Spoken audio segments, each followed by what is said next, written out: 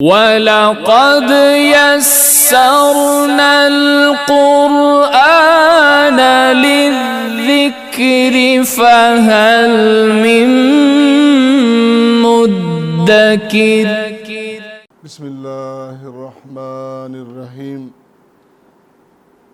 يا أيها الذين آمنوا لا يحل لكم أن ترثوا النساء كرها ولا تعضلوهن لتذهبوا ببعض ما آتيتموهن إلا أن يأتين بفاحشة مبينة وعاشروهن بالمعروف فإن كرهتموهن فعسى أن تكرهوا شيئا ويجعل الله فيه خيرا كثيرا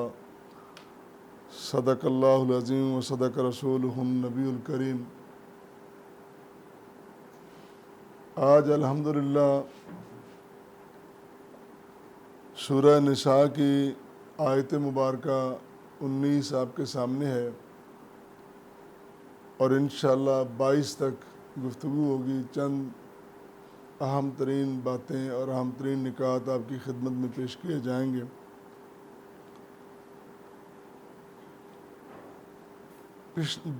سابقہ جو آیات ہیں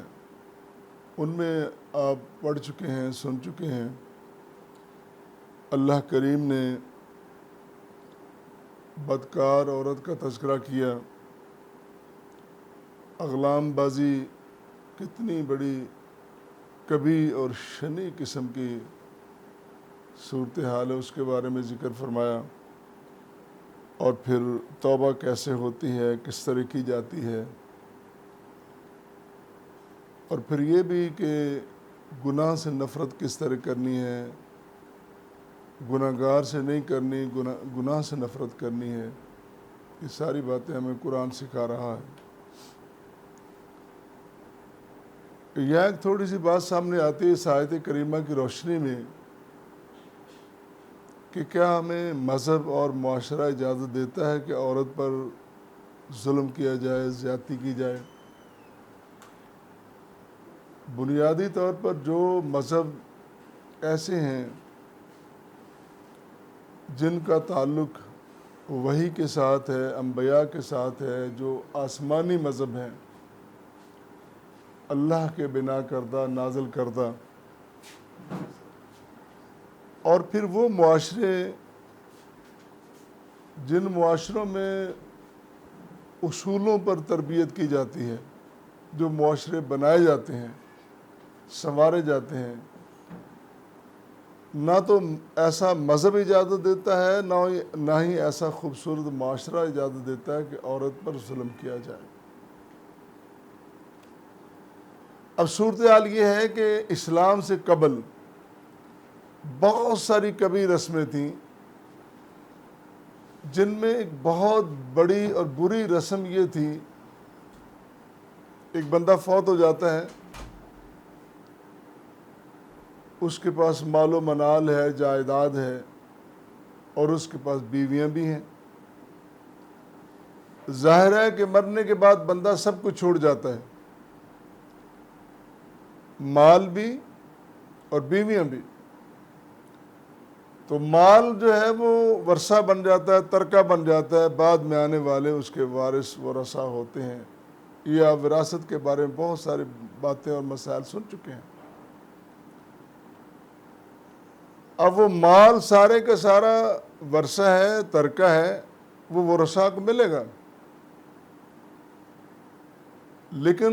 بیویاں جو ہیں، جو بعد میں بیوائیں بن جاتی ہیں،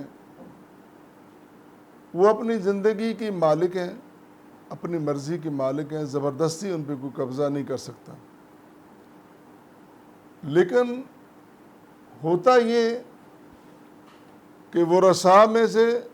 جس کا جی چاہتا، جس عورت پہ کپڑا رکھ دیتا، وہ کہتا یہ میری ہے، جس طرح جانوروں کے ساتھ سلوک ہوتا۔ حتیٰ کہ اگر بیٹا بھی کہتا کہ سگی ماں نہیں، دوسری جو ستیلی مائیں ہیں وہ بھی مائیں ہیں، وہ اگر چاہتا تو اس کے ساتھ نکاح کر لیتا۔ اتنی بدترین رسم۔ اور پھر یہ بھی ہوتا کہ وہ جب کپڑا رکھ دیتے یا اپنی ملکیت بنا لیتے، خود اس کو سنبھالتے، کسی کے سپرد کر دے یا روک دیتے کہ تم نے بالکل کسی سے تم شادی کر ہی نہیں سکتی، اتنی بری رسمیں۔ اب اسلام اتنا پیارا مذہب ہے، اتنا پیارا دین ہے کہ اسلام نے آ کے یہ ساری کبھی رسمیں ختم کر دی، یہ ساری ظلم کی، زیادتی کی صورتیں ساری ختم کر دی۔ اور قرآن نے فرمایا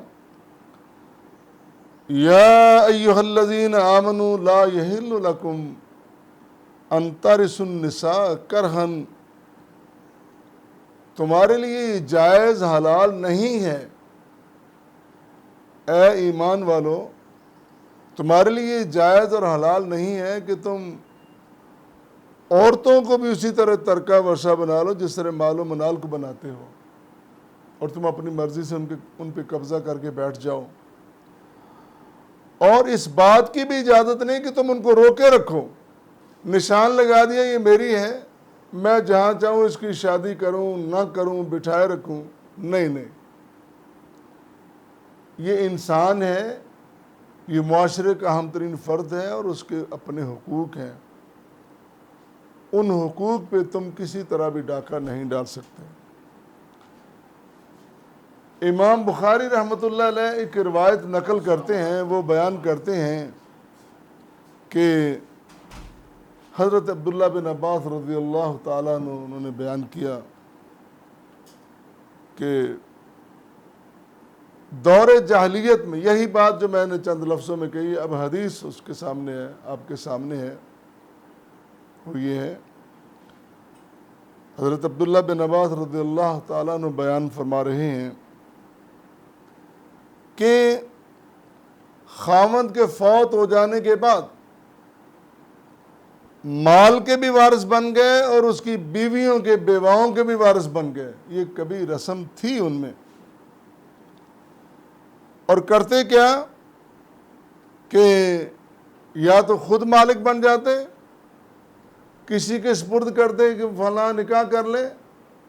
یا اس کو روکے رکھتے کہ نہیں خبردار اس سے کوئی نکاح نہیں کر سکتا۔ عورت اگر غیر شادی شدہ ہے تو پھر بھی اس کے حقوق ہیں،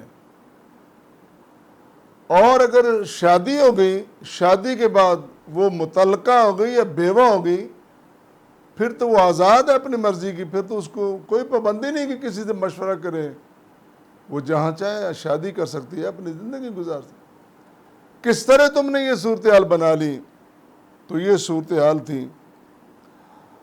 اب یہ کبھی ترین رسم قرآن نے آ کے ختم کی۔ قرآن نے کہا کہ تمہارے لیے جائز نہیں